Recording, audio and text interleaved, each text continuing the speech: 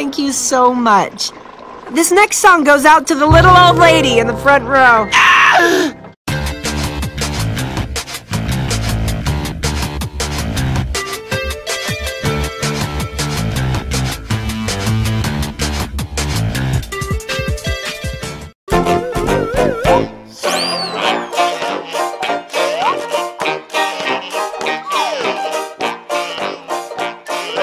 Set sail for adventure. Ahoy, it's your main porch monkey, D-Dubman of ReviewYaLife, here to review one of the cartoons of the dying age, The Marvelous Misadventures of Flapjack. 2 pieces of candy. But before we get started with this, we have to go through these, and of course, I'm going to take some time to mention stuff like this. Let's go.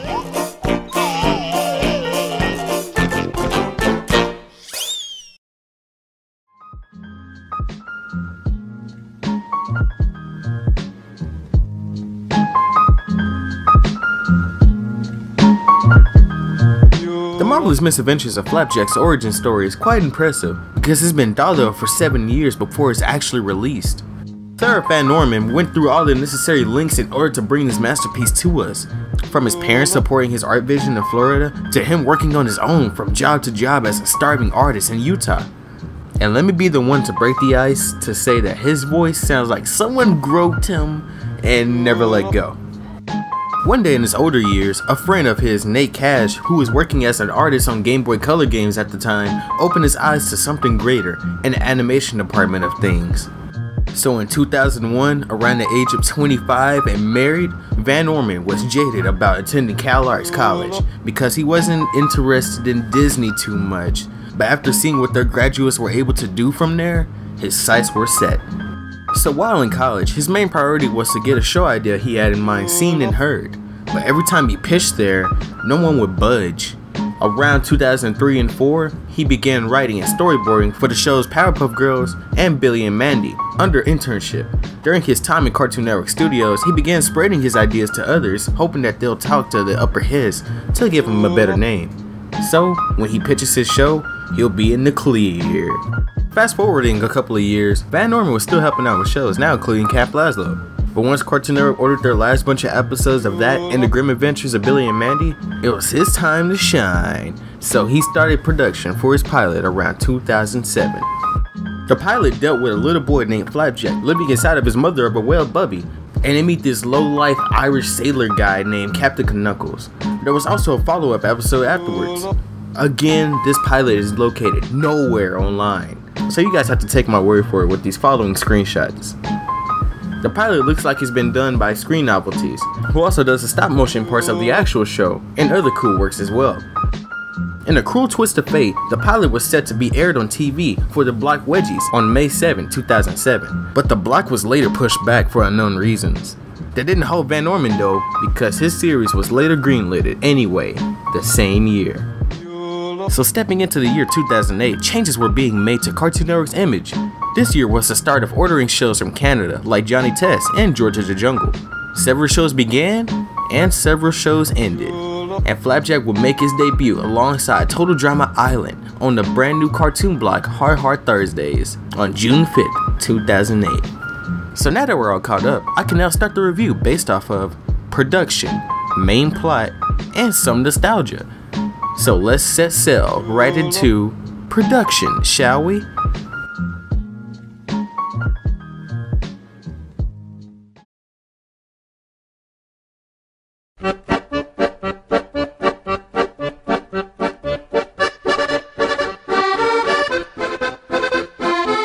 The production for Flapjack is quite all over the place, but that's what makes it special.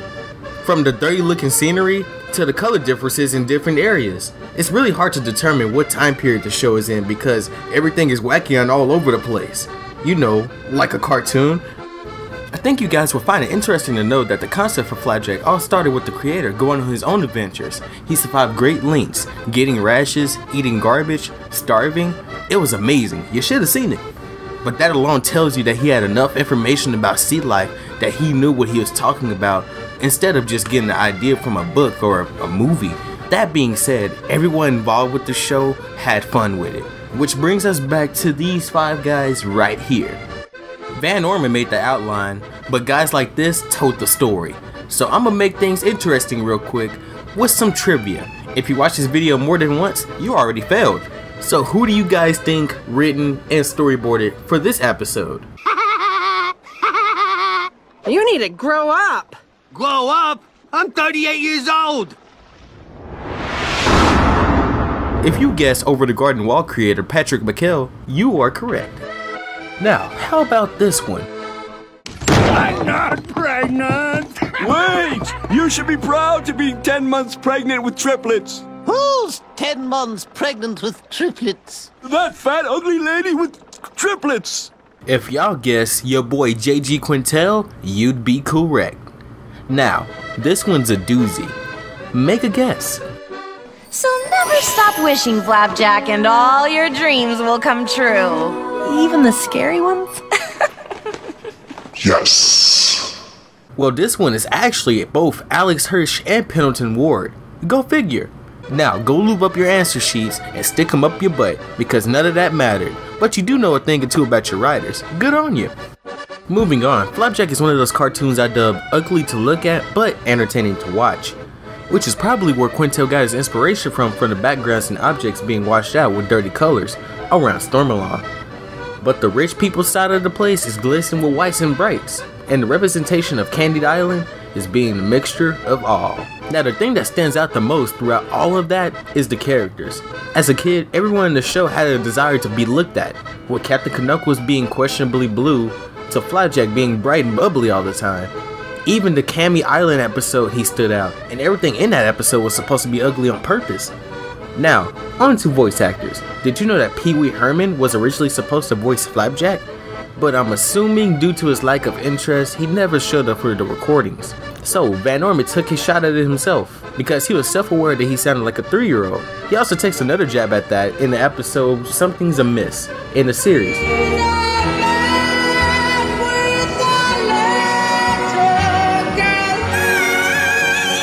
But some of my new age subscribers may know him more as the voice of Gideon from Gravity Falls.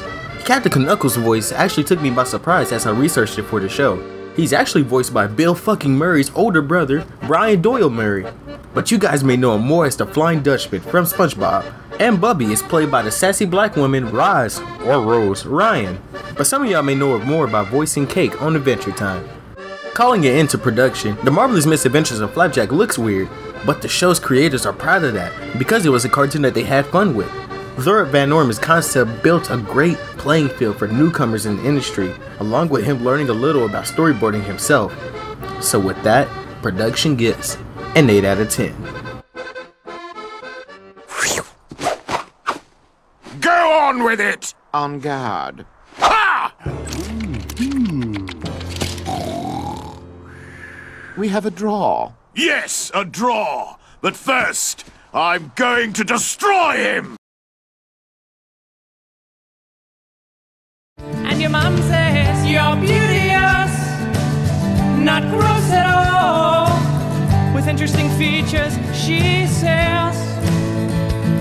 Yeah, your nose is wrong, and I sing this song, 'cause there's too much focus these days on body image.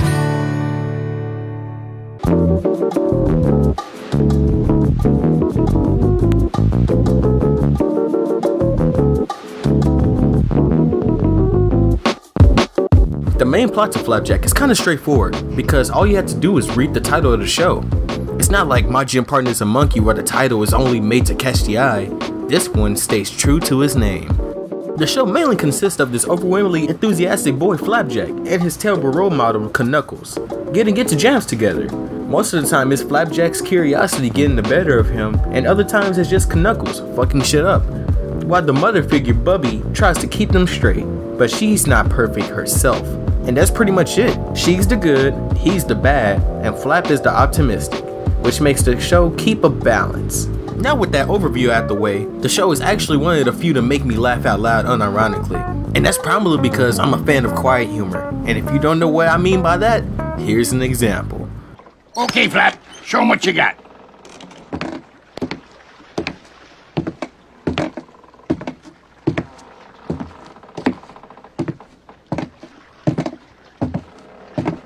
This entire scene had me on the floor laughing as a kid.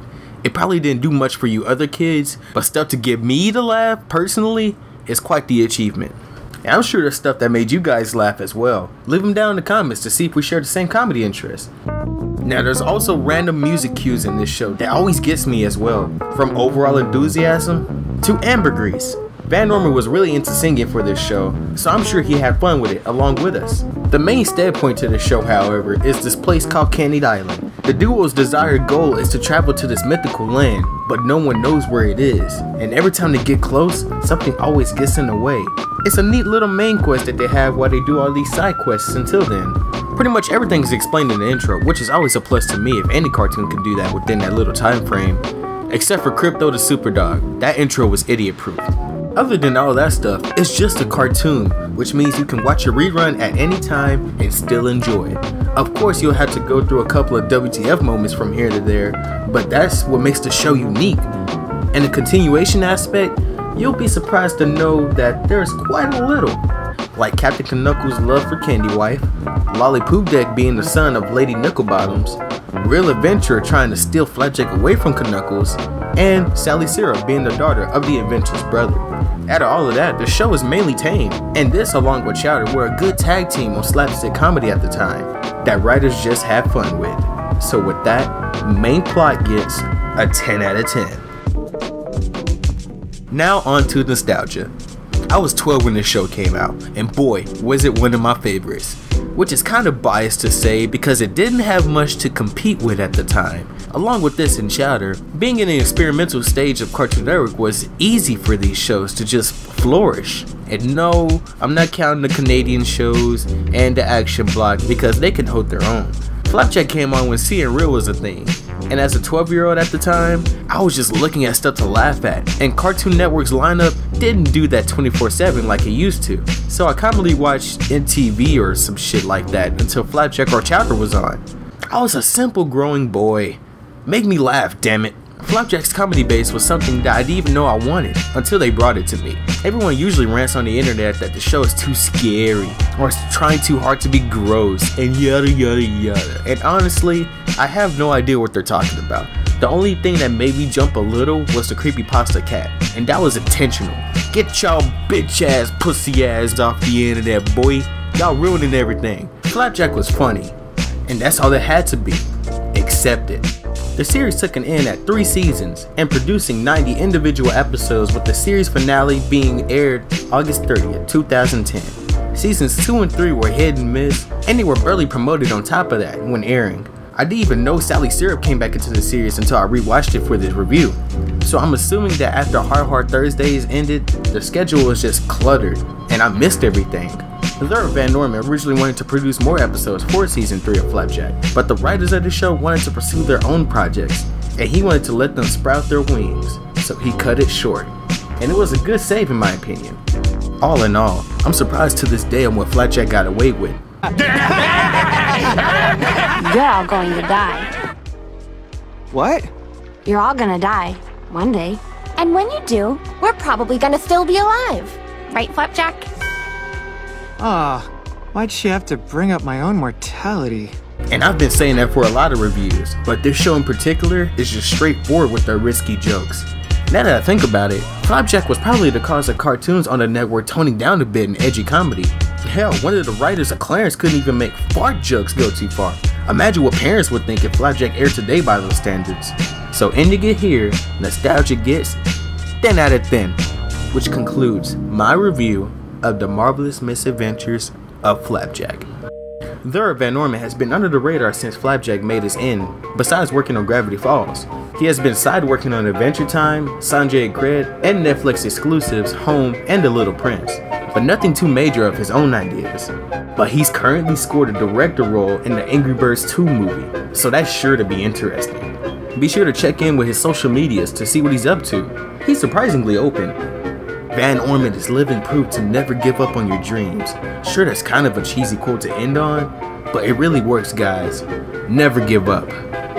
Follow my Twitter. This is D-Dub in a ReviewYaLife, and this video is sponsored by Channel Frederator. See ya.